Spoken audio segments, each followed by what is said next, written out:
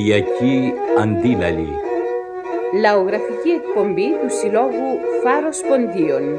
Κείμενο και επιμέλεια Στάθη Ευσταθιάδη.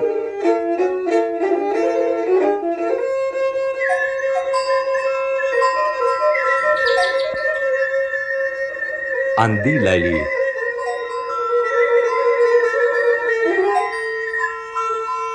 Αναμνήσεις.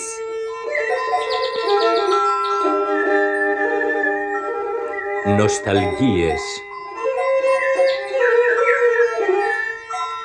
Καημοί.